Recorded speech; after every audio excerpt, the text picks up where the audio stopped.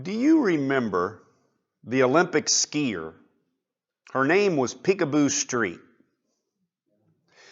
Peekaboo was pretty much a very well-known Olympic gold medalist, and I think the event that she was the best at was the Super G, and it's been a few years ago, but she was really pretty good. But did you know that she was a whole lot more than just a famous skier? In fact, between all that training on the slopes and traveling all around the world to compete, well, she actually managed to get an education for herself, and she earned a degree in nursing. Not a lot of people know that about Peekaboo. Well, early in her nursing career, though, she ended up working very briefly as an ICU nurse at a very large city hospital somewhere. She kind of kept that low key. And she did really, really great work while she was in there. But she did have one major problem. And it was kind of a big problem for Peekaboo. In fact, the head of nursing had to tell her, hey, you got to stop answering the phone in that ICU unit. It just doesn't work out well. You're causing a whole lot of confusion every time somebody calls in.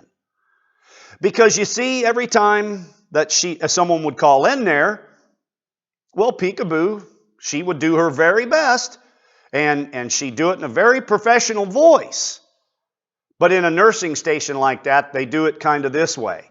It's kind of, Peekaboo, ICU. Well, come on now. That's not the way it's supposed to work.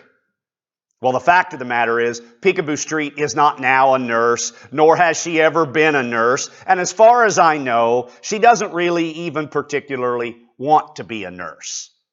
But she gets this joke and how stories can start like this based on her name. Ever since she was a child, she's been teased about her name, and actually it's kind of a cool name when you think about it. Her parents got it from an Idaho town that takes its name from some Native American word. And I think it means something like shining waters. That's kind of cool. Peekaboo, ICU. Well, that was just a rumor. Peekaboo has a problem. And so do we, when you really think about it a lot of times. We just cannot resist the temptation to spread a good story now and again that we hear. Now, whether it's true or not, that doesn't really matter, does it? A lot of times. Do you know when this all began? Do these words sound familiar at all? Did God really say, oh, you must not eat from any tree in the garden? The Bible tells us, frankly, this started almost from the beginning of time. The Bible also tells us the tongue is a fire. It can set an entire forest ablaze. It's dangerous, and it can be destructive. Its power is far greater than its size. It's like a tiny rudder that can guide a huge ship. It's like a small bridle that controls the movement of a large horse. The tongue can be problems. We know this. And we should never, never, ever underestimate the power of this particular body part and what it can do. Of course, we know this. We've been around long enough. We've all got some age on us, some more than others, but that's okay. We've seen what happens to the standing of that poor elementary school boy when he gets labeled a thief. Or the reputation of that poor middle school girl who maybe gets accused of being sexually active when she's not. It's a lie. Or to the college prospects of a high schooler when he's rumored to be a cheater. or the promotion chances of pretty much any worker when he or she is said to be lazy or not bright enough. It hardly matters whether these charges are true or not. Once they're out there, they're out there. You can't pull them back. If they're disseminated, they're going to do damage. That's just the way it works. Once the word is spoken, we can try for forgiveness, but you can't pull that word back. No one can tame the tongue, says James. It is a restless evil, full of deadly poison. There is truth to the saying, if you can't say anything good, well, maybe just don't say anything at all. That's not a bad credo, and we've all heard that from the time we were little. But maybe we, as Christians, maybe we need to take that saying one step further, maybe. If we can't say anything good, well, something that reflects a Christ-like attitude and reflects the love of Christ through us, well, then maybe we shouldn't say anything at all, should we? We should do more to encourage than discourage. Nothing is more hurtful, more discouraging to one of your brothers or sisters than to, quite frankly, make an unkind, uncalled for remark. If you say bad things about someone, well, that's bad. But when you say bad things about someone's attempts to do the right things for God, that maybe just doesn't come out perfect at all. We have to be careful with our tongues. We have to think before we speak. I say, instead of condemning, well, maybe we need to say something encouraging, something helpful, and respect the fact that brother or sister is just merely working and trying to do their best for the glory of God, not for the approval that they're seeking from you or I. That's not what it's about for them. You know, here's the thing. Nothing divides a church faster than thoughtlessly spoken words and gossip. Gossip is evil, any way you slice it. God hates gossip. And you don't have to believe me, but you know it's true. You know it's true. Listen to these words of God specifically when it comes to His church. Guard your steps when you go to the house of God. Go near to listen rather than to offer the sacrifice of fools who do not know what they do wrong. Do not be quick with your mouth. Do not be hasty in your hearts to utter anything before God. God is in heaven, and you are on earth. So let your words be few. Now that comes from Ecclesiastes. It's chapter 5, verses 1 and 2.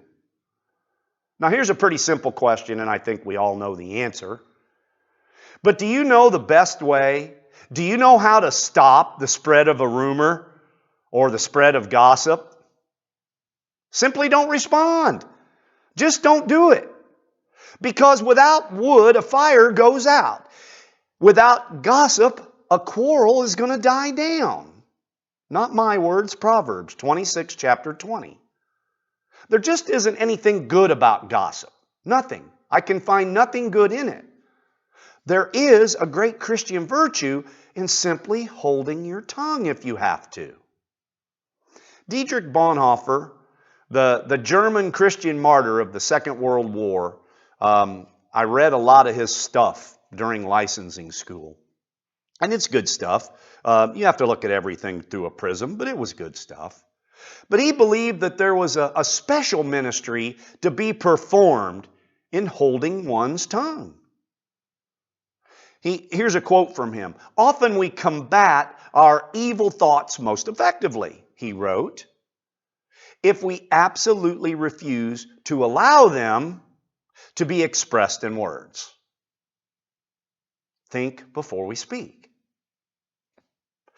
This great spiritual awakening begins with a simple step.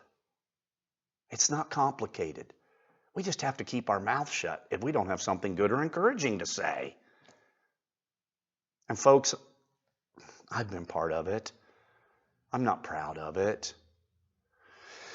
Today's scripture has Paul encouraging Timothy and us to be faithful in the face of adversity and hardship. We're going to face adversity and hardship. It just is. He makes an analogy to a soldier who does not get caught up in civilian affairs. Like a soldier, we as Christians are not to get caught up in the things of this world, of our culture, which we know has gone awry. Like an athlete, we are to stay the course.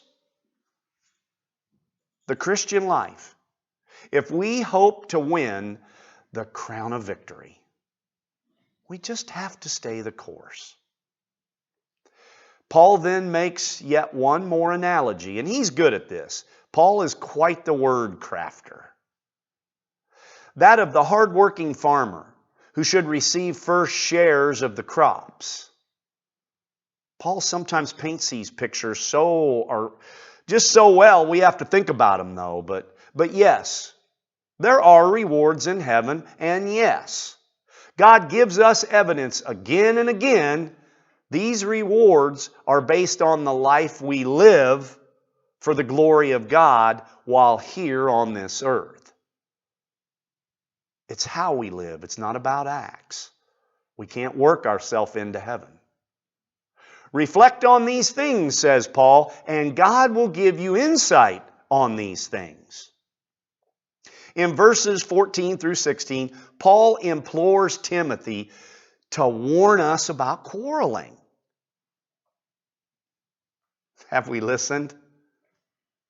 I hope we have, but how utterly useless are cross words. To keep working hard for Christ and to avoid godless chatter. Because those who indulge in it, well, they will become more and more ungodly. Interesting. This is kind of tough stuff when we hear it, isn't it? Because we're human. God made us the way we are. The irony is that the tongue can do great good. And that's no doubt. But also great evil. With it, we bless the Lord and Father, says James, and with it, we curse those who are made in the likeness of God. From that very same mouth can come both blessing and cursing. With our words, we can actually curse, discourage, upset, hurt our brothers and sisters. We can discourage them. We can weaken them. We can literally break a person down. Folks, it happens all the time. But praise God. Praise God, because we can also bless people with our words. We can encourage them and strengthen them, and we can build them up. We can do good things with our words. There are few ministries more important to me than the ministry of encouragement. Some of the most discouraging words sneak up on us when we're simply standing there in the grocery checkout line, can't they? I think you know what I'm talking about. I can't be the only one that notices these tabloid deals. They're there, and there's never anything good in them. Where we'll sneak peeks of the headlines that they put in those trashy magazines. Oh my goodness. But have you ever noticed when you look at those things, there isn't ever any good news gossip on those pages? No. What sells those papers is crazy, horrendous, horrible things.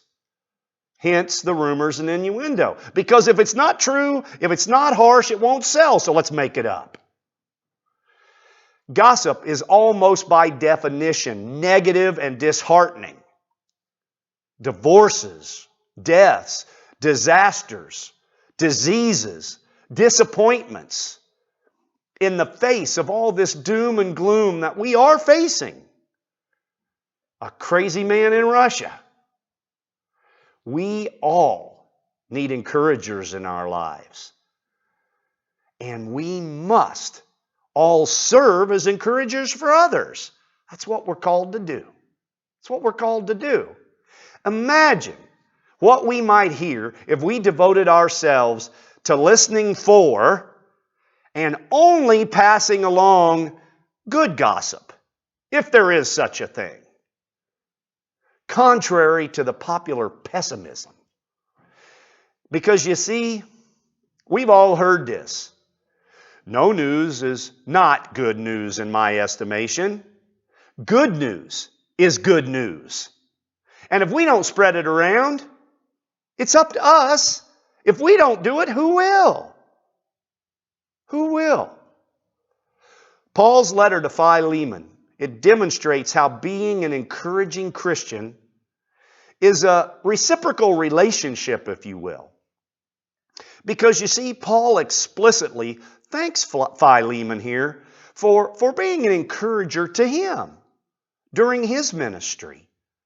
And through that, he realized the gift of Philemon's Christian love. Now, if Philemon had in any way, large or small, added comfort and joy to Paul's gospel mission, well, just think how encouraging it must have been for Philemon to read those words from Paul's own hand to him. That had to be big for him. Huge. Surely, those encouraging words bore fruit in Philemon's next encounter with a Christian brother or sister that needed it. That needed to be lifted up. Here's the thing. When we are encouraged, when we are lifted up, then we are able to pass along encouragement to others. It's kind of just how it works. It's a pay it forward kind of thing. But somebody has to get that ball rolling. There has to be a start. Sorry, guys and gals, that someone is you. It's up to you.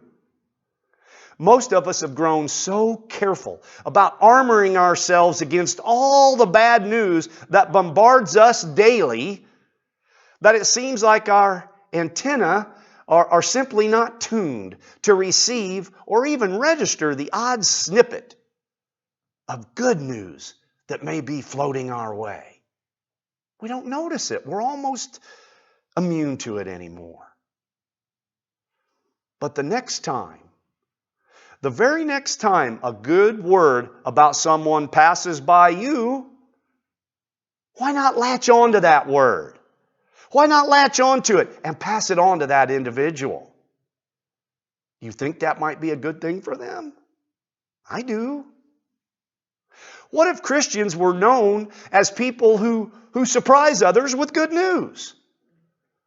I'd rather be known for that than some of the things we get falsely labeled for. Another form of Christian encouragement, and this is important too, it can take form in prayer. It really can. I've got this friend that used to live, he lived in Decatur. We became friends, and he moved to Florida. And just every now and then, out of the blue, I mean, there's no rhyme or reason. I don't know when to expect him, but I'll get a text from him. And that text is just a text of encouragement. You know, and those text messages never last more than just a few seconds long. But I can tell you every time I get one from him, it brings a smile to my face. I know he's thinking about me. He's praying for me, and it lifts me up for days. Part of the encouragement Paul offers Philemon, even as he thanks him for the encouragement the Philemon gives him, it comes in the form of prayer. And prayer is very powerful for us. Paul intentionally reveals to Philemon that he prays for him. And that's a big, big thing. Folks, I can't emphasize enough. There's too many times in this old world, and we all fall victim to it. We hear something. Ooh, that's juicy. I can't help but share that with somebody. I really don't intend to hurt anybody, but I can't keep that in. I'm going to share that. We can't do that. It hurts. And if you've ever been on the receiving end of that, which I bet maybe most of us have been, we know how it feels. It hurts. It can cut us deep. And God didn't make us that way. He didn't make us to beat each other up and tear each other down and to just, I just don't even know how to put it. But we need to be uplifting to each other. We need to take care of each other. And it's a whole lot easier to be encouraging than it is to be discouraging.